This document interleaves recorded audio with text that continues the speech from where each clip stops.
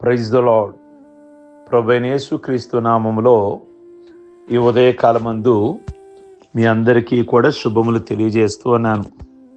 ఈ ఉదయకాలమందు పరిశుద్ధ గ్రంథములో కీర్తన గ్రంథము 62వ కీర్తన 6-7 వచనాలలో అక్కడ కీర్తనకారుడు రాస్తాడు, ఆయనే నా నిరీక్షణ, ఆశ్రయదుర్గము, రక్షణాధారము, ఎత్తైన కోట, నేను కదిలించబడను. కనుక నిజంగా దావీదు భక్తుడు ఏ పరిస్థితులలో కూడా ఎన్ని కష్టాలు కలిగిన మామగారి ద్వారా, అలాగే తన కుమారుడైన అబ్షాలోము ద్వారా, ఇంకా కొన్ని పరిస్థితుల ద్వారా ఏ పరిస్థితులు వచ్చినా అతను ఆత్మీయ స్థితిలో ఎక్కడా కదిలించబడాల. అందుకే అన్నాడు, నేను కదిలించబడను అన్నాడు. అలాగే భక్తిహీనుడు కదులుచున్న సముద్రం వంటివాడు అనే మాట యెషయా గ్రంథంలో మనం చూస్తాం. కనుక భక్తిహీనుడు ఈజీగా కదిలిపోతాడు, ప్రతి చిన్నదానికి కూడా కదిలిపోతాడు. ప్రియ దేవుని బిడ్డలారా, మరి యేసు ప్రభువారు ధోనిలో ప్రయాణం చేస్తూ అన్నారు, కాస్త గాలి కాస్త తుఫాను రేగేసరికి పేతురు వాళ్ళు ఆ పరిస్థితులు, ఆ వాతావరణం చూసేసరికి కదిలిపోయారు.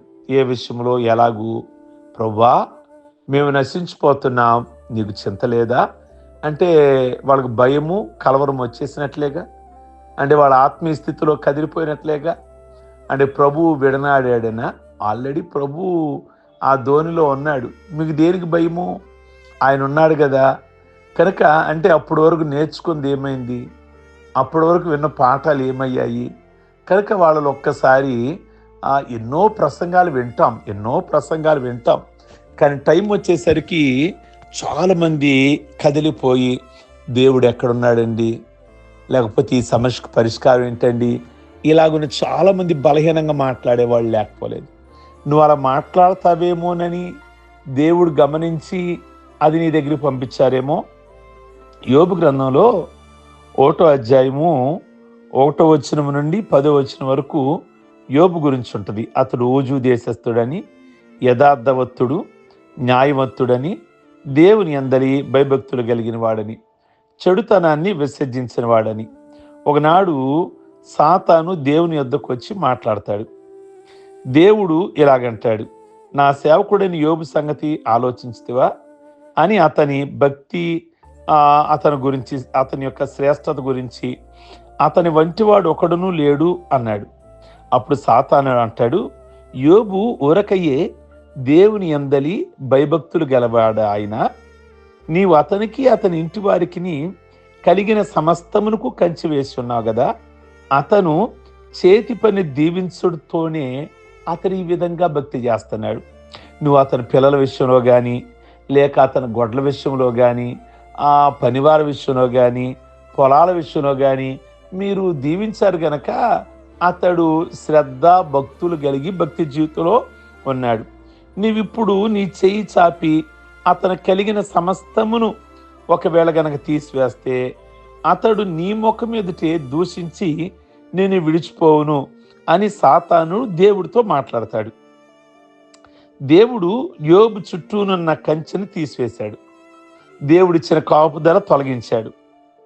అప్పుడు ఒక్క దినములోనే భయంకరమైన శోధనలు యోబు కుటుంబం మీదకి వస్తాయి. అతని శరీరం అంతా చీడవలే జబ్బు కలిగింది, శరీరం అంతా దురద, తట్టుకోలేని వాసన.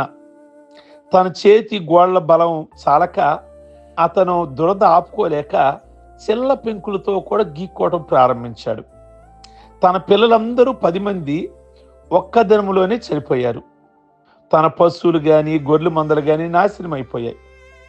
తన శరీరపు జబ్బును ముఖమును చూడలేక తన స్నేహితులు ఎలిఫజ్ కానీ, బెల్దద్ కానీ, జోఫర్ కానీ వేదన పడి ఏడ్చారు. తన భార్య వచ్చి అంటది, ఎంతవరకు దేవుని అందరి భయభక్తులు కలిగి ఉంటావు? నీవు నీ యథార్థతను విడిచిపెట్టి దేవుని దూషించి ఆటోమేటిక్గా చనిపోతావు.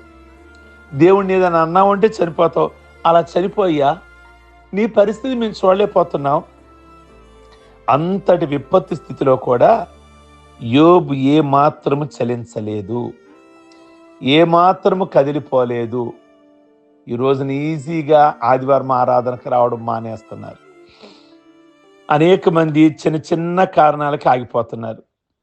ఏమిటి అంటే దేవుడు ప్రార్థన వినలేదనో, కష్టాలు వచ్చినాయనో. నిజంగా యోబుని నేను మీ ముందు జ్ఞాపకం చేస్తున్నాను.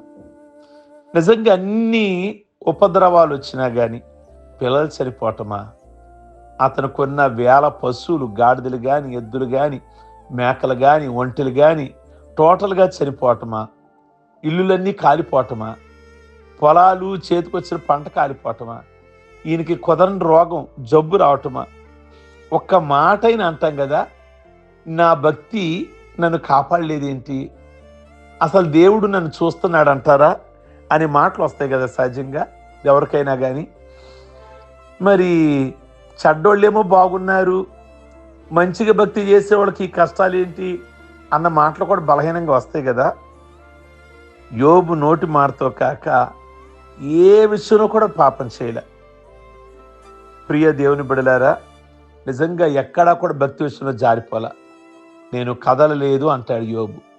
నిజంగా కదలని విశ్వాసం కలిగిన యోబును దేవుడు రెండంతలుగా దీవించాడు. దేవునికి స్తోత్రం కలుగును గాక. యోబు యొక్క సహనమును ఎరుగుదురా, యోబు యొక్క ఓర్పు మీరు ఎరుగుదురా అంటాడు యాకోబు పత్రికలో. నిజంగా ఎంత ఓర్పు, ఎంత సహనం, మనసులో కూడా ఆయాసం ఆనీలేదట. మనం ఒకవేళ పైకి మాట్లాడితే దేవుడి దృష్టిలో పడతామో, సేవకుడి దృష్టిలో బుక్ అయిపోతామో, ప్రక్క వాళ్ళ దృష్టిలో బుక్ అయిపోతామో అని దేవుడు ఇంత అన్యాయం చేశాడని మనసులో అనుకుంటాం కానీ బయటికి కూడా రాని. కానీ యోబు బయటికి అనలా, పైకి అనలా, లోపల అనుకోలా. కనుక దావీదు ఎలా కదల్చబడలేదో యోబు కూడా భక్తి విషయంలో అలాగున కదల్చబడకుండా ఉన్నాడు. కనుక అందుకే మనం కదిలిపోవాలని సాతాను కొన్నిసార్లు ఇలాంటి శ్రమలు, ఇలాంటి ఉపద్రవాలు, ఇలాంటి బలహీనతలు రప్పిస్తుంటాడు. కానీ మీరు స్థిరమైన వారిగా ఉండాలని ప్రభువు కోరుకుంటున్నారు. దేవుడు మిమ్మల్ని, మీ కుటుంబాలని ఆత్మీయ స్థితిలో స్థిరమైన వారుగా చేయునుగాక. ప్రార్థించుకుందాం. సర్వశక్తి కలిగిన తండ్రి, ఈ ఉదయకాలమును బట్టి మీకు వందనాలు. మీరు ఈ ఉదయకాలం ముందు మీరు మాతో మాట్లాడిన మాటలు బట్టి మీకు స్తోత్రం. నిజంగా దావీదు కథల్ని భక్తి కలిగిన వాడిగా ఉన్నాడు. యోబు కూడా అన్నిలాంటి శ్రమలు వచ్చిన, అగ్నిలాంటి శ్రమలు వచ్చిన, ఉపద్రవాలే వచ్చిన, ఉపద్రవాలు అనేది కూడా చిన్న పదమేమో, అగ్ని లాంటి శ్రమలు అనేది కూడా చిన్న పదమేమో. నిజంగా అంతకంటే ఎక్కువ శ్రమలు వచ్చినా ఎక్కడ భక్తిలో కదల్చబడలేదు. నిజంగా అతని ఓర్పు, తన సహనాన్ని చూసి మీరు రెండంతలుగా అతన్ని దీవించారు. ఏమైతే కోల్పోయాడో, కోల్పోయిన వాటిని, నష్టం జరిగిన వాటికంటే రెట్టింపు ఆశీర్వాదాన్ని ఇచ్చారు. ఈ ఉదయకాలం మందు ఎవరైతే ఏమైతే కోల్పోయారో వారి జీవితంలో, దేనినైతే కోల్పోయారో అంతకంతకు దీవించగలిగిన దేవుడు, వారికి కావలసిన సమృద్ధిని దయచేయమని ప్రార్థన చేస్తున్నాం తండ్రి. వాళ్ళు ఏ పరిస్థితులలో భక్తిలో జారిపోనీయకుండా మీ విషయంలో, భక్తి విషయంలో స్థిరులు, కదలన వారిగా నిలబెట్టే వారిగా ఉంచమని ప్రార్థిస్తున్నాము. ఈ దినం పెళ్లి రోజులు, అలాగే పుట్టినరోజులు, రక్షణ పొందిన రోజులు చేసుకుంటున్న బిడ్డలందరినీ దీవించి ఆయుష్, ఆరోగ్యాలతో నింపి మీ నామమునకు మహిమ తెచ్చుకోమని, అన్ని విషయాల్లో మేలు చేయమని యేసు నామములో అడుగుచున్నాం తండ్రి. ఆమేన్. God bless you. ప్రభు మిమ్మల్ని దీవించును గాక. ఈ వర్తమానం మీకు దీవెనకరంగా ఉంటే ఇతరులకి షేర్ చేయండి, లైక్ బటన్ నొక్కండి, చాట్ బాక్స్లో మీ అభిప్రాయం వ్యక్తం చేయండి. ఓకే, మీ అందరికి ప్రత్యేకమైన వందనాలు. God bless you.